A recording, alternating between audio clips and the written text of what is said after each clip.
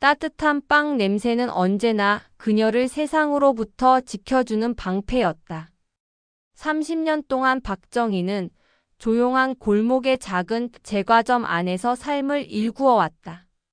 오븐의 웅웅거림과 반죽을 치대는 리듬은 그녀에게 목적을 주었고 손님들은 그녀의 케이크를 사며 생일과 결혼식을 축하했다. 그 공간에서 정희는 단순히 과부도 한 아이의 어머니도 아니었다.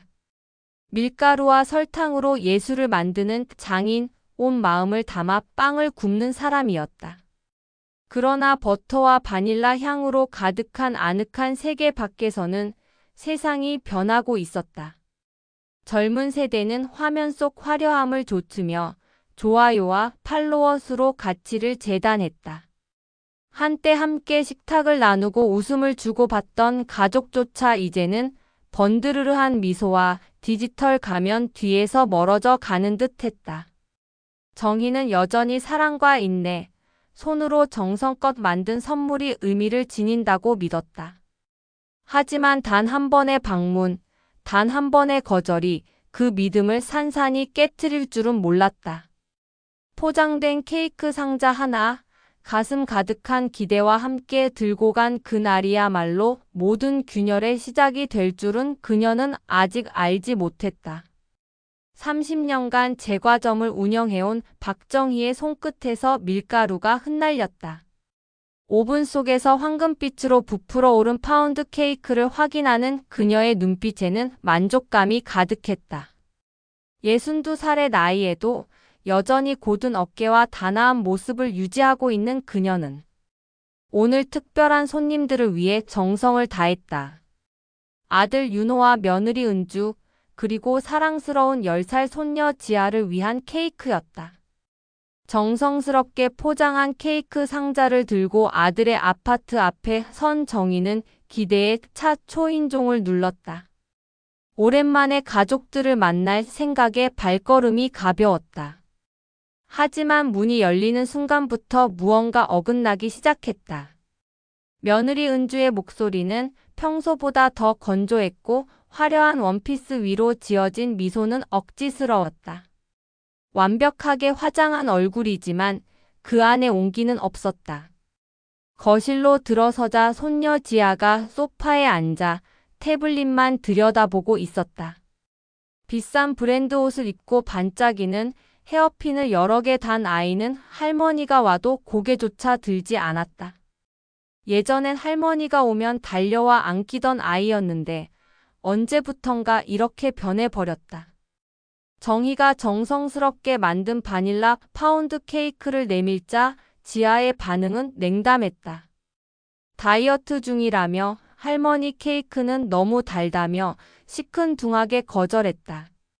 은주가 덧붙인 말은 더 날카로웠다. 요즘 아이들은 베이커리 케이크에 익숙해서 집에서 만든 건 투박하게 느낀다고 말했다. 투박하다. 30년간 손님들에게 인정받아온 자신의 케이크를 투박하다고 했다. 정희의 가슴이 순간 철렁 내려앉았다. 억지로 미소를 지으며 케이크를 꺼내려던 순간 지아가 손을 내저으며 케이크 상자를 밀쳐버렸다. 상자가 바닥에 떨어지며 모서리가 찌그러졌다. 그 순간 정희의 마음도 함께 무너져 내렸다. 거실에는 어색한 침묵이 흘렀다. 은주는 휴대폰을 만지작거리며 시선을 피했고 지아는 다시 태블릿 화면에 몰두했다. 정희는 바닥에 떨어진 케이크 상자를 조용히 주워들며 생각했다. 30년간 쌓아온 자부심이, 손녀에 대한 사랑이, 이 집에서의 자신의 존재가 모두 그 찌그러진 상자 같다고. 은주의 만류는 예의상 하는 말일 뿐 아무런 온기가 없었다. 엘리베이터 안 거울에 비친 62살의 얼굴을 바라보며 정희는 무언가 변해야 한다는 것을 막연히 느꼈다. 찌그러진 케이크 상자를 안고 걸으며 그녀는 생각했다. 언제부터 자신이 이렇게 작아졌을까? 언제부터 자신의 정성이 이렇게 가볍게 취급받게 되었을까? 제과점 문을 열고 들어서며 그녀는 결심했다. 무엇인가는 달라져야 한다고. 다음 날 아침 정희는 평소보다 일찍 일어났다. 어젯밤 내내 뒤척이며 잠을 설쳤던 탓이었다. 지아의 차가운 반응이 계속 머릿속을 맴돌았다. 손녀가 걱정되어 다시 아들 집으로 향한 그녀는 아파트 로비에서 익숙한 목소리를 들었다. 지아였다. 10살 아이의 목소리는 거만하고 퉁명스러웠다. 경비원 김 씨는 60대 중반의 온화한 분으로 이 아파트에서 10년 넘게 근무하며 주민들에게 존경받는 사람이었다. 하지만 지아는 로비에서 뛰지 말라는 그의 말에 오히려 대들었다. 자신이 누군지 아느냐며 아빠가 이 아파트에서 제일 비싼 집에 산다며 부자니까 아무거나 해도 된다며 목소리를 높였다. 10살짜리 아이의 입에서 나올 말이 아니었다. 정희는 충격을 받았고 김 씨도 당황한 표정으로 말문을 잃었다. 정희가 다가가 사과를 요구하자 지아는 깜짝 놀라며 돌아봤다. 하지만 곧 입을 삐죽거리며 고개를 돌렸다. 엄마가 말했다고 했다. 자신들은 특별한 가족이라고 유명한 유튜버 엄마를 둔 특별한 아이라고. 마침 엘리베이터에서 내려온 은주는 오늘도 화려한 원피스를 입고 완벽하게 화장한 모습이었다. 손에는 최신형 스마트폰을 들고 있었다. 정희가 상황을 설명하자 은주의 얼굴이 점점 굳어졌다. 하지만 그녀의 반응은 예상 밖이었다. 너무 구시대적인 훈계라며 요즘은 개성이 중요한 시대라며 아이들이 자신감을 가지는 게 나쁜 건 아니라고 말했다. 자신이 지아 교육은 알아서 할 거라며 시대가 달라졌다며 당당하게 자기 주장을 하는 아이들이 성공하는 시대라고 단호하게 말했다. 정희는 할 말을 잃었다. 자신감과 오만함을 구별하지 못하는 것일까? 아니면 일부러 모르는 척하는 것일까? 결국 정희가 대신 김 씨에게 고개를 숙였다. 김 씨는 쓸쓸한 미소를 지으며 손을 내저었다. 엘리베이터 안에서 세 사람은 말없이 서 있었다. 은주는 계속 휴대폰을 보며 무언가를 확인했고 지아는 팔짱을 끼고 있었다.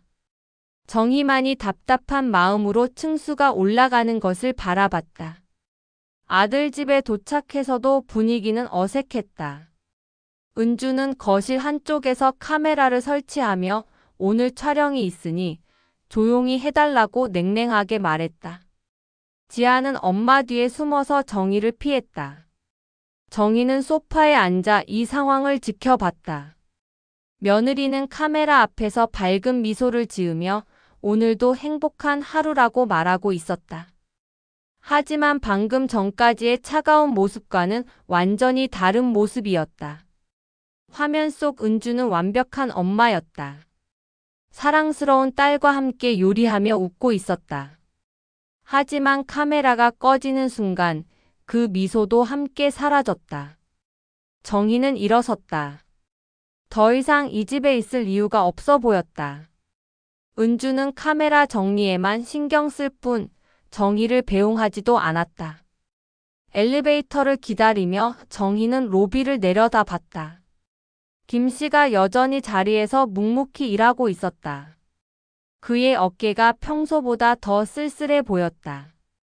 집으로 돌아가는 길 정희는 깨달았다. 문제는 단순히 지아의 버릇 없음이 아니었다. 그 뒤에 숨은 가치관의 뒤틀림, 그리고 그것을 방조하는 어른들의 태도였다.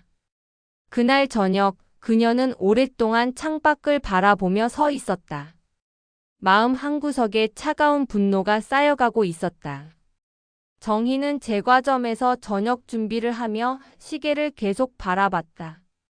아들 윤호가 퇴근할 시간이었다.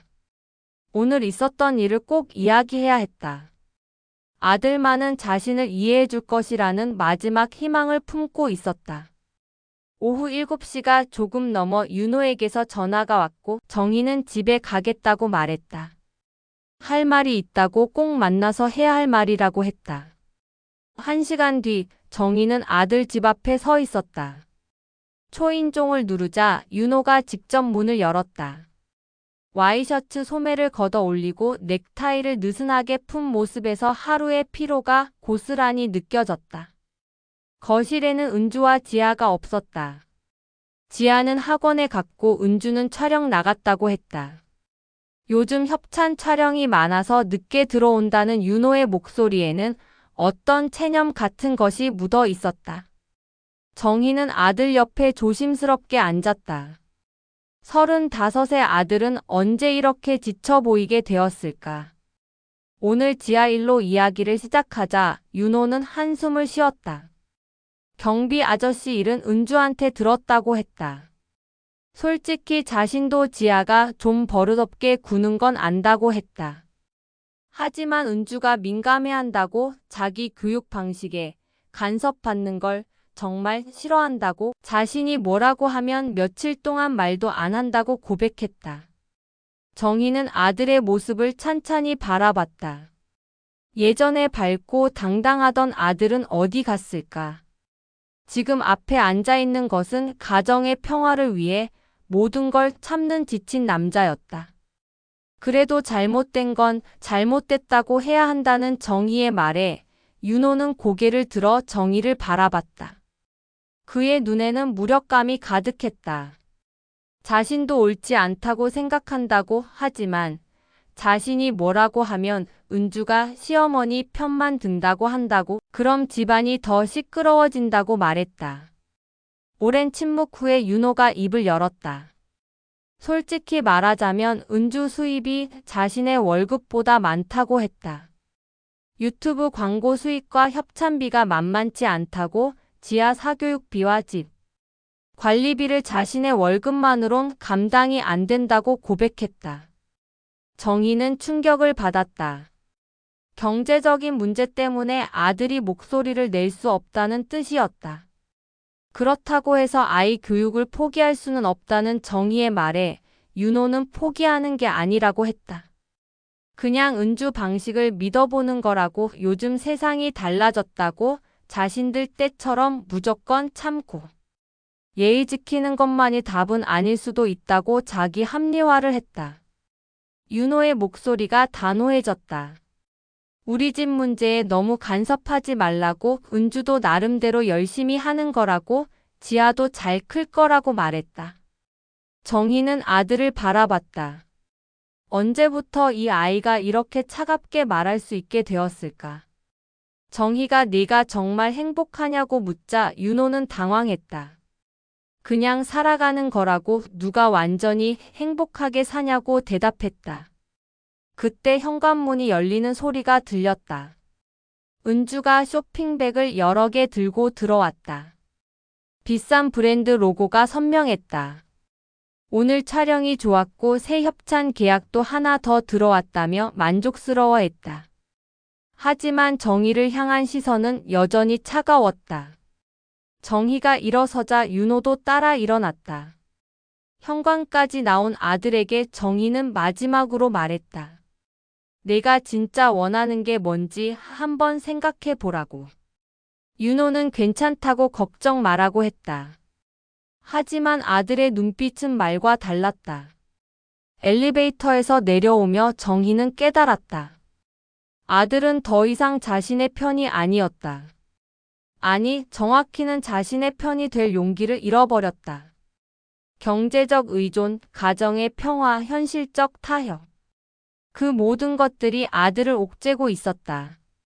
집으로 돌아가는 길, 정희는 처음으로 완전한 고립감을 느꼈다. 이제 정말로 혼자였다. 그 깨달음은 두려웠지만 동시에 어떤 자유로움도 가져다 주었다.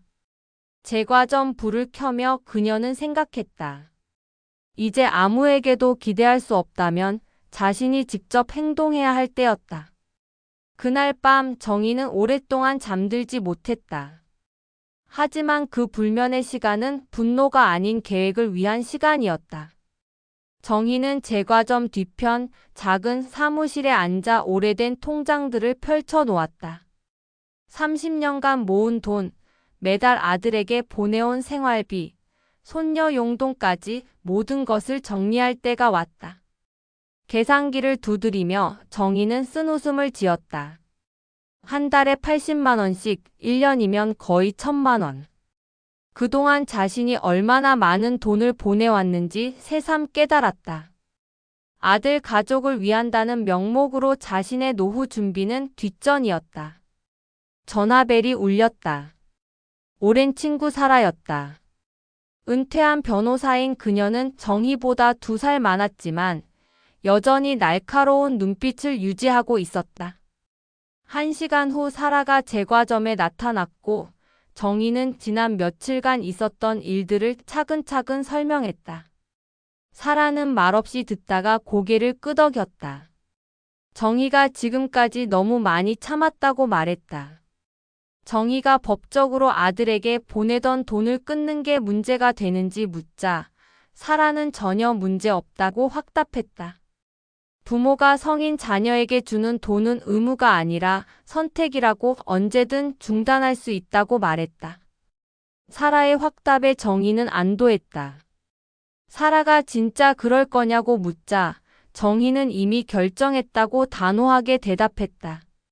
더 이상 이런 식으로는 살 수 없다고 했다. 사라는 정희의 단호한 표정을 보며 이제야 내가 아는 박정희라고 젊었을 때 성격 그대로라고 말했다. 그날 오후 정희는 혼자 컴퓨터 앞에 앉았다. 은주의 유튜브 채널을 들여다보기 시작했다. 행복한 우리 집이라는 채널명이 아이러니하게 느껴졌다. 영상들을 하나씩 보며 정희는 놀랐다. 완벽한 엄마, 사랑스러운 딸, 화목한 가정. 화면 속 모습과 현실 사이의 괴리가 너무 컸다. 댓글들도 읽어봤다. 대부분 부러움과 찬사였지만 가끔 의심스러운 시선도 보였다. 정희는 더 깊이 파고들었다. 은주의 SNS 쇼핑 인증샷들. 그리고 발견한 것은 충격적이었다. 한 커뮤니티 게시글에서 누군가 은주에 대한 글을 올린 것을 발견했다. 허위 협찬 논란, 카드 연체로 신용불량 직전, 겉으론 화려해 보이지만 실제론 빚더미라는 내용들이었다. 정희는 화면을 응시했다. 진실이 서서히 드러나고 있었다. 은주의 화려한 삶은 허상이었고 그 허상을 유지하기 위해 끊임없이 돈이 필요했던 것이다. 그래서 자신의 돈이 필요했구나. 정희는 모든 것이 이해됐다. 자신을 무시하면서도 경제적 지원은 받아온 이유, 아들이 집안일에 목소리를 내지 못하는 이유, 지아가 부자라고 허세를 부리는 이유까지. 그날 저녁 정희는 결단을 내렸다. 더 이상 이 가짜 행복을 지원할 수 없었다. 먼저 은행에 전화를 걸어 자동이체를 모두 중단했다. 아들 통장으로 가는 80만 원, 지아 적금 20만 원, 각종 보험료까지. 다음으로 아들에게 문자를 보냈다. 이제부터 생활비 지원을 중단한다고 내 가정은 내가 책임지라고 나는 내 인생을 살겠다고 적었다. 메시지를 보낸 후 정희는 깊은 숨을 쉬었다. 30년 만에 처음으로 자신만을 위한 결정을 내린 것이었다. 휴대폰이 즉시 울렸다. 윤호였다. 갑자기 왜 이러냐고 자신들이 뭘 잘못했냐고 물었다. 정희는 갑자기가 아니라고 오랫동안 생각한 거라고 이제 각자 살 때가 됐다고 말했다. 윤호가 당황하며 정말 모르겠다고 하자 정희는 전화를 끊었다. 더 이상 설명할 필요가 없었다. 그날 밤 은주에게서도 전화가 왔다. 무슨 일이냐고 윤호가 엄청 당황해한다고 물었다. 정희는 이제 너희 가정은 너희가 알아서 하라고 나는 손 뗀다고 말했다. 은주가 갑작스럽게 사과했다. 자신이 뭘 잘못했냐고 죄송하다고 말했다. 갑작스러운 사과에 정희는 허탈했다. 지원이 끊어질 위기가 닥치자 그제서야 나타나는 저자세였다. 전화를 끊고 정희는 거울을 봤다. 62살의 얼굴이지만 오늘따라 어딘가 젊어 보였다. 오랜만에 자신을 위한 선택을 했기 때문일까. 제과점을 둘러보며 정희는 계획을 세웠다. 이제 아들 가족에게 쓸 돈으로 자신의 삶을 재정비할 차례였다. 낡은 오븐도 바꾸고 메뉴도 새롭게 개발하고 무엇보다 자신을 위한 시간을 가져야 했다. 휴대폰이 또 울렸지만 정희는 받지 않았다. 앞으로 한동안은 그들과 거리를 두고 싶었다. 자신이 없어도 잘 살 수 있다는 것을 증명해 보라고 하고 싶었다. 그날 밤 정희는 오랜만에 푹 잠들었다. 죄책감도 걱정도 없었다. 대신 내일에 대한 기대감이 있었다. 진짜 자신의 인생이 시작되는 것 같았다. 3일 후 정희는 여전히 울리는 휴대폰을 무시하며 새 오븐 설치를 지켜보고 있었다. 30년 된 낡은 오븐을 치우고 최신형 오븐을 들여놓는 것은 상징적인 의미가 있었다. 새로운 시작을 위한 첫걸음이었다. 설치 기사가 이 오븐으로 만든 빵은 훨씬 맛있을 거라고 말하자 정희는 환하게 웃었다. 오랜만에 자신을 위한 투자를 한다는 기분이 좋았다. 오후에 친구 사라가 찾아왔다. 얼굴이 많이 밝아졌다며 결정 잘한 것 같다고 말했다. 정희는 마음이 한결 편해졌다고 왜 진작 이렇게 하지 못했을까 싶다고 대답했다. 사라가 아들한테서 연락 없냐고 묻자 정희는 하루에 몇십 통씩 온다고 하지만 안 받고 있다고 말했다. 사라는 걱정스러운 표정을 지었다. 그래도 아들인데 한 번 정도는 통화해봐도 되지 않겠냐고 했다. 정희는 며칠 더 기다려 볼 거라고 자신이 없어도 잘 살 수 있다는 걸 보여주고 싶다고 말했다. 그때 제과점 문이 열리며 손님이 들어왔다. 놀랍게도 윤호였다. 며칠 사이 확연히 초췌해진 모습이었다. 사라가 자리를 비운 후 윤호는 어색하게 서 있었다. 정희가 앉으라고 하자 윤호는 자신이 뭘 잘못했는지 모르겠다고 말했다. 정희의 목소리는 예전처럼 따뜻하지 않았다. 잘못한 게 없다고 했다고 그냥 이제 각자 살자는 거라고 말했다. 윤호는 오랫동안 침묵하다가 마침내 입을 열었다. 그의 목소리에는 떨림과 피로가 섞여 있었다. 그는 스스로 무너지고 있다고 고백했다. 회사에서는 실적 압박에 짓눌리고 집에서는 은주가 돈으로 모든 문제를 해결하려 들며 자신을 점점 하찮은 존재로 만들고 있다고 했다. 아버지처럼 당당한 가장이 되고 싶었지만 현실 속에 그는 카드값과 대출 이자에 쫓기는 초라한 신세일 뿐이었다. 그동안 정희가 보내온 돈은 숨통을 틔워주는 유일한 구멍이었다. 윤호는 그것이 당연하지 않다는 걸 알면서도 스스로 그렇게 믿으려 애써왔다. 그러나 생활비 지원이 끊기자 두려움이 몰려왔다. 자신이 아무것도 할 수 없는 사람으로 드러날까봐, 가족조차 이끌 힘이 없는 아버지로 낙인 찍힐까봐 그는 겁이 났다. 정희는 그런 아들을 바라보며 한참 동안 아무 말도 하지 않았다. 세월 속에서 지쳐버린 듯한 얼굴, 그러나 동시에 지금 처음으로 진실을 마주하는 얼굴이었다. 정희는 조용히 말을 꺼냈다. 윤호가 무너지고 있는 게 아니라 잘못된 토대 위에 서 있었다는 것. 그 집을 지탱한 것이 사랑과 책임이 아니라 체면과 허영이었다는 것. 그 말에 윤호는 고개를 떨구며 눈시울을 붉혔다. 그는 이제 어떻게 해야 하느냐고 물었다. 정희는 단호하면서도 차분하게 대답했다. 내가 진짜 원하는 게 무엇인지부터 찾아야 한다고. 아버지처럼 당당한 가장이 되고 싶었다면 이제는 남의 돈에 기대지 말고 스스로 일어서야 한다고. 은주가 반대하더라도 지아가 당장 이해하지 못하더라도 아버지이자 남편인 너 자신이 먼저 서야 집도 바로 선다고. 윤호는 끝내 울음을 삼키며 고개를 끄덕였다. 그 순간의 눈물은 무너짐이 아니라 오히려 처음으로 자신을 직면한 흔적이었다. 정희는 아들의 어깨에 손을 얹었다. 더 이상 생활비는 주지 않겠지만 바로 설 때까지 마음만은 내 편일 것이라고 말했다. 윤호는 울먹이며 고맙다고 답했다. 제과점 창밖으로 늦은 오후 햇살이 기울어 들어왔다. 오랜 그늘을 뚫고 아주 작은 빛이 스며드는 듯했다. 정희는 그 빛을 느꼈다. 이제야 비로소 변화가 시작되고 있다는 것을.